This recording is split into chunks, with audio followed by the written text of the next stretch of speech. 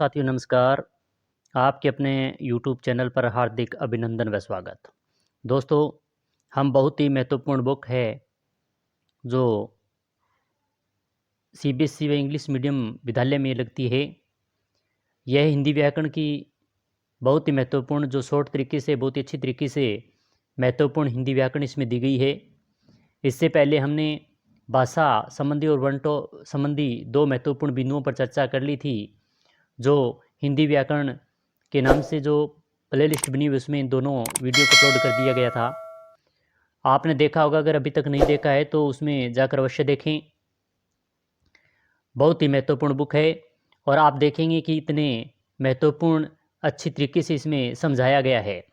तो आज हम बहुत ही महत्वपूर्ण जो टॉपिक है शब्द विचार, और इस शब्द विचार के बारे में हम चर्चा करेंगे कि शब्द क्या होते हैं और किन शब्दों से मिलकर बने होते हैं, उनकी विशेषताएं क्या होती है और कितने प्रकार के होते हैं। इन सभी के बारे में आज हम चर्चा करेंगे। तो आप अंत तक बने रहें और अंत में इन महत्वपूर्ण प्रश्नों में जो कौन कौन से इससे संबंधित आए हुए हैं इनके बारे में भी हम चर्चा करेंगे। साथ में ही साथ साथ इसके बारे में चर्चा करते रहेंगे। तो अब आप अच्छे तरीके से हमारे साथ बने रहें। तो शुरू करते हैं शब्द विचार। वर्णों को मिलाकर लिखने पर वे एक समूह का रूप ले लेते हैं। जब यह वर्ण समूह कोई निश्चित अर्थ प्रकट करता है तो उसे शब्द कहते हैं। यानी वर्णों को मिलाकर लिखने पर वे एक समूह का रूप कर लेते हैं। जो वर्ण होते हैं उनको वर्णों को सभी को मिलाया जाता है तो एक समूह बन जाता है। जब वर्ण समूह कोई निश्चित अर्थ प्रकट करता है तो उसे शब्द कहते हैं। यानी वर्णों का समूह हो गया और उस समूह है जो होता है वो किसी निश्चित अर्थ प्रकट करता है तो उसे शब्द कहते हैं। जैसे क, मैं और ल, तीन वर्ण हैं। इन्हें जब क, मैं, ल के क्रम में रखा जाता है तो शब्द बनता है। जैसे कमल। जब हम इन शब्दों वर्णों का क्रम बदलकर क, ल, मैं कर देते हैं तो उसमें इससे शब्द बनता है कलम। लेकिन यदि इनका क्रम बदलकर ल, मैं, क कर देते हैं तो उससे बने वर्ण समूह लमक का कोई अर्थ नहीं होगा, इसलिए उसे हम शब्द नहीं कह सकते। अर्थात वर्णों के सार्थक समूह को शब्द कहते हैं। जब शब्दों को वाक्य में प्रयोग किया जाता है तो उसे शब्द पद कहलाते हैं। यानी वर्णों के सार्थक समूह को ही हम शब्द कह सकते हैं या शब्द कहते हैं। अब शब्दों के जो भेद यहाँ पर कमल दिया गया है या फिर कलम दी गई है, ये जो सार्थक रूप से शब्द का अर्थ निकलता है तो वह क्या होता है, शब्द कहलाता है। अब शब्दों के भेद की बात करें तो शब्दों के भेद चार आधारों पर किया जाता है। चार आधार कौन कौन से हैं, यह भी एक बार भर्ती परीक्षा में पूछा गया था कि शब्दों के कितने भेद होते हैं। तो चार आधारों पर वर्णन करते हैं। पहला है स्रोत के आधार पर शब्दों के भेद। अब स्रोत के आधार पर शब्दों के चार भेद होते हैं। कौन कौन से, इनको देखते हैं। पहले होते हैं तत्सम। हिंदी भाषा का विकास संस्कृत से हुआ, ये आप सभी जानते हैं कि हिंदी जो भाषा है इसका सर्वप्रथम जो विकास है संस्कृत भाषा से ही इसका विकास हुआ है। इसलिए संस्कृत के कुछ शब्द हिंदी भाषा में ज्यों के त्यों आ गए। हिंदी के ज्यों के त्यों प्रयोग होने वाले संस्कृत के ये शब्द तत्सम शब्द कहलाते हैं। यानी हिंदी भाषा का विकास है वो संस्कृत से हुआ है और संस्कृत के जो शब्द होते हैं वो हिंदी में प्रयोग किए जाते हैं और इन संस्कृत के ज्यों के त्यों शब्द हिंदी में प्रयोग किए जाने वाले जो शब्द हैं वही तत्सम शब्द कहलाते हैं। यानी संस्कृत के ही होते हैं ये। दूसरा है तद्भव शब्द। संस्कृत के अनेक शब्दों को हिंदी भाषा में कुछ बदलाव के साथ प्रयोग किया जाता है। हिंदी में अपनाए गए इन शब्दों को तद्भव शब्द कहते हैं, जैसे हम अब नीचे चर्चा करेंगे। यानी जो संस्कृत के तो शब्द हैं मगर थोड़ा उसमें रूप परिवर्तन कर कर जो उसको बदलाव कर कर जो हिंदी में प्रयोग कर दिए गए वो तद्भव शब्द कहलाते हैं। चार प्रकार के थे।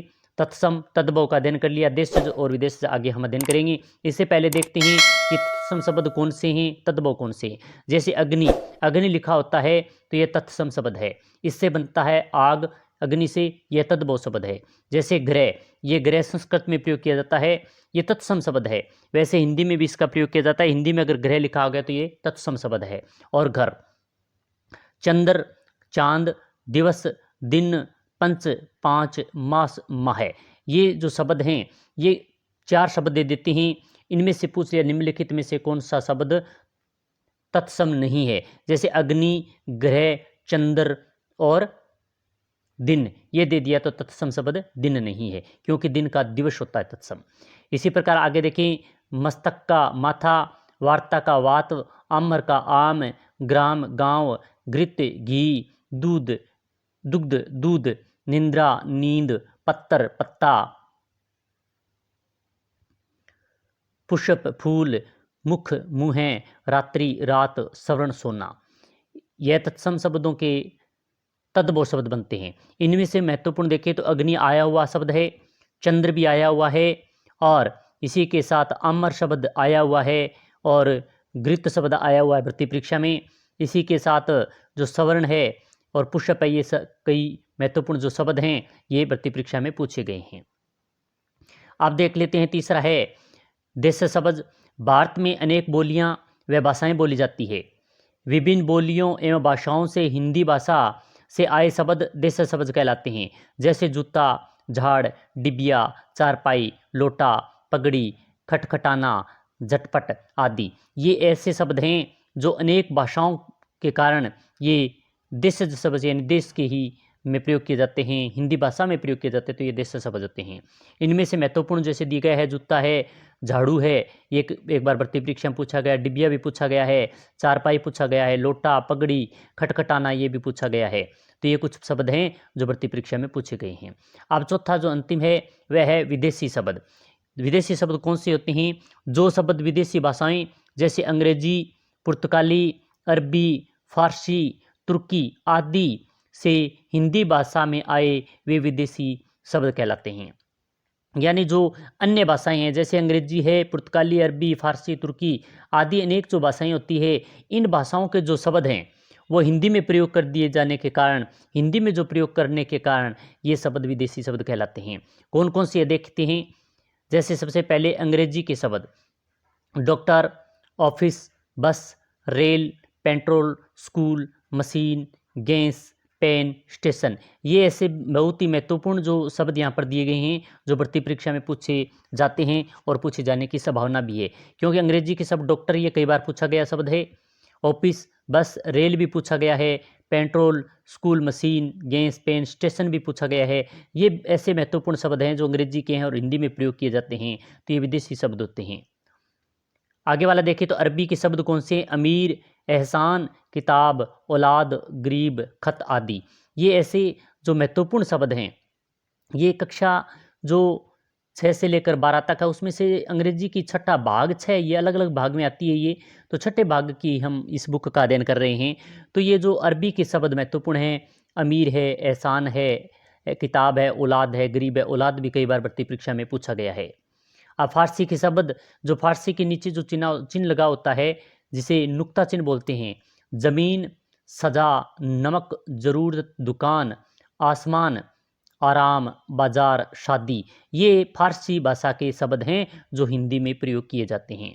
फिर आगे वाला है पुर्तगाली शब्द, चाबी, फित्ता, साबुन, कमरा, गमला, अलमारी, कमीज, बाल्टी आदि। ये ऐसे पुर्तगाली शब्द हैं जो हिंदी में प्रयोग किए जाते हैं। चाबी, फित्ता, साबुन, कमरा, गमला, अलमारी। अलमारी कई बार पूछा जाता है, कमीज भी पूछा गया है और चाबी भी ये पूछा गया है। ये अन्य भर्तियों में कई बार पूछे गए हैं। चीनी भाषा के शब्द की बात करें, लीची, ये बहुत भर्ती परीक्षा में पूछा जाता है। चीनी, फटाका और तूफान, ये ऐसे हैं जो विदेशी भाषा के शब्द हैं मगर हिंदी में इनका प्रयोग किया जाता है। तो पहले हमने इन 4 प्रकारों के बारे में अध्ययन किया। जो सबसे पहले थे स्रोत के आधार पर 4 भागों में बांटा गया। ये कई बार भर्ती परीक्षा में ऐसा भी पूछा जाता है कि स्रोत के आधार पर शब्द के कितने भेद हैं? 4 प्रकार, तत्सम, तद्भव, देशज और विदेशज। इन 4 प्रकार के अध्ययन के बाद में आगे हम देखते हैं रचना के आधार पर। रचना के आधार पर शब्दों के 3 भेद होते हैं। यह भी अच्छा है, यहाँ से सबसे ज़्यादा महत्वपूर्ण प्रश्न बनता है और कौन से बनते हैं वह भी हम अध्ययन करेंगे कि रचना के आधार पर शब्दों के भेद पूछे तो 3 प्रकार के होते हैं, रूढ़ शब्द, यौगिक शब्द और योग रूढ़ शब्द। ये बहुत महत्वपूर्ण, यहाँ से अच्छा प्रश्न बनता है, कई बार भर्ती परीक्षा में यहाँ से प्रश्न आया हुआ है। पहले है रूढ़ शब्द, जो शब्द परंपरा से ही किसी वस्तु के लिए निश्चित हो गए हैं तथा जिसमें सार्थक खंड नहीं किए जा सकते उन्हें रूढ़ शब्द कहलाते हैं। यानी जो परंपरा से चले आ रहे हैं और वो किसी के लिए रूढ़ हो गए हैं, मगर उसके टुकड़े नहीं किए जा सकते, खंडन नहीं किया जा सकता, उसके भाग नहीं किए जा सकते, तो ऐसे जो शब्द होते हैं वो रूढ़ शब्द कहलाते हैं। जैसे सूर्य, घर और पुस्तक, ये आदि ऐसे शब्द हैं जो ये रूढ़ शब्द होते हैं। दूसरा है यौगिक शब्द। जो शब्द दो शब्दों के मेल से योग से बनता है तथा जिनके सार्थक खंड किए जा सकते हैं उन्हें यौगिक शब्द कहते हैं। यानी ऐसे जो शब्द होते हैं जिनके दो शब्दों के मेल से बनते हैं और उनका सार्थक अर्थ भी निकलता है, तो ऐसे जो शब्द होते हैं वो यौगिक शब्द होते हैं। जैसे विद्या प्लस आल्य, इन दोनों से मिलकर विद्यालय बना। प्रयोग प्लस शाला, प्रयोगशाला बना। रसोई प्लस घर, रसोई घर बना। तो ये जो विद्यालय है, प्रयोगशाला है और रसोई घर है, ये सभी दो दो शब्दों से मिलकर बना है, तो इसलिए दो यौगिक शब्द हो गए। योग मतलब जुड़ना, दो शब्दों के जुड़ने से ये शब्द बने, तो ये यौगिक शब्द होते हैं। तीसरा है योगरूढ़ शब्द। ये शब्द दो शब्दों के योग से बनते हैं और किसी निश्चित अर्थ के लिए रूढ़ हो जाते हैं, उनके सार्थक खंड किए जा सकते हैं। योगरूढ़ शब्द यौगिक व रूढ़ दोनों होते हैं। जैसे गणेश, गण प्लस ईश। हिमालय, हिम प्लस आल्य आदि। यानी योगरूढ़ जो ऐसे शब्द होते हैं जिनका हम तीसरा अर्थ भी निकाल सकते हैं, यानी निश्चित अर्थ के लिए रूढ़ हो जाते हैं, उनका सार्थक खंड किए जा सकते हैं। योगरूढ़ शब्द यौगिक प्लस रूढ़ दोनों होते हैं। तो हमने इन महत्वपूर्ण तीनों, यानी रचना के आधार पर तीन भेद होते हैं, रूढ़ शब्द, यौगिक, योगरूढ़, इनके बारे में अध्ययन किया। यह परीक्षा की दृष्टि से अच्छा प्रश्न यहाँ से बनता है। फिर अगले वाला है, तीसरा है अर्थ के आधार पर शब्द। अर्थ के आधार पर शब्दों के भेद कितने होते हैं? यानी अर्थ के आधार पर शब्दों के चार भेद होते हैं। पहले में चार थे, तीसरे में तीन, और अब अर्थ के आधार पर चार भेद होते हैं। पहला है एकार्थी शब्द। इन शब्दों को एक ही निश्चित अर्थ होता है, जैसे फूल, नदी, कुर्सी, पेड़ आदि। यानी एक ही अर्थ निश्चित होगा, वह एकार्थी शब्द होगा। अनेकार्थी शब्द, इन शब्दों के एक से अधिक अर्थ होते हैं, जैसे पत्थर, पत्ता व चिट्ठी।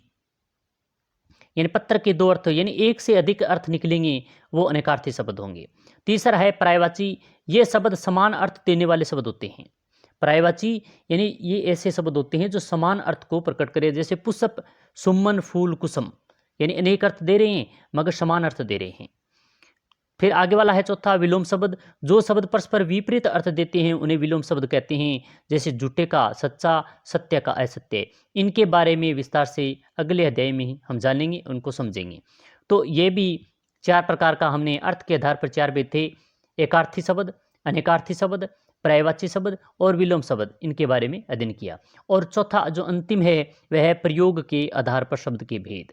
यानी चार प्रकार के थे, चार प्रकार का चौथा है जो प्रयोग के आधार पर भेद। प्रयोग के आधार पर दो प्रकार के होते हैं, विकारी शब्द और अविकारी शब्द। ये भी परीक्षा की दृष्टि से बहुत महत्वपूर्ण है। विकारी शब्द कौन से होते हैं? कि वाक्य में प्रयोग किए गए ऐसे शब्द जो लिंग, वचन, काल के अनुसार रूप परिवर्तन कर लेते हैं, वे विकारी शब्द कहलाते हैं। यानी लिंग, वचन, काल के अनुसार जो परिवर्तन कर लेते हैं वे विकारी शब्द कहलाते हैं। विकारी शब्द चार प्रकार के होते हैं, संज्ञा, सर्वनाम, विशेषण और क्रिया। ये चार प्रकार के होते हैं, विकारी शब्द होते हैं। एक बार पिछली रीट में 23 वाले में ये पूछा भी गया था कि निम्नलिखित में से विकारी शब्द नहीं है, तो संज्ञा, सर्वनाम, विशेषण व क्रिया, और एक दे दिया जैसे समुच्चय बोधक दे दिया। तो इस प्रकार इनमें से कौन सा जो विकारी शब्द नहीं है, तो समुच्चय बोधक शब्द है वो नहीं है। इस प्रकार अन्य दे देते हैं। अब है दूसरा है विकारी शब्द। जिन शब्दों में कभी कोई परिवर्तन नहीं आता उन्हें भी अविकारी शब्द कहते हैं। यानी शब्दों में कोई परिवर्तन नहीं, जैसे हैं वैसे होंगे, तो अविकारी शब्द होते हैं, उनमें कुछ भी परिवर्तन नहीं होता। और विकारी शब्द में परिवर्तन हो जाता है। संज्ञा में जैसे परिवर्तन होता है, सर्वनाम में होता है, विशेषण में होता है, क्रिया में, इन सभी में परिवर्तन होता है, मगर अविकारी में कोई परिवर्तन नहीं होता। ये चार प्रकार के होते हैं विकारी: क्रिया विशेषण, संबंध बोधक, समुच्चय बोधक और विषयादि बोधक। ये चार प्रकार के बहुत ही महत्वपूर्ण हैं। ऐसा पूछा भी जा सकता है कि निम्नलिखित में से अविकारी शब्द नहीं है, तो ये चार में से तीन ये एक अन्य को दे देते हैं और उसका उत्तर वही माना जाता है। तो हमने बहुत ही महत्वपूर्ण शब्दों के बारे में अध्ययन किया। यह परीक्षा की दृष्टि से बहुत महत्वपूर्ण है। शब्द विचार, जो कौन कौन से प्रश्न भर्ती परीक्षा में बन सकते हैं और कौन कौन से आए हुए हैं, इनके बारे में हमने चर्चा की क्लास में। जो ये बहुत ही महत्वपूर्ण है। क्लास कैसी लगी अवश्य बताएं, लाइक करें, शेयर करें और चैनल को सब्सक्राइब करना न भूलें। साथ ही में बेल आइकन दबा के रखें क्योंकि इसी प्रकार की अन्य क्लास का नोटिफिकेशन को आप मिल सके और आप अपनी तैयारी ज़बरदस्त कर सकें। फिर मिलेंगे इसी प्रकार की अन्य क्लास के साथ। जय हिंद, जय भारत।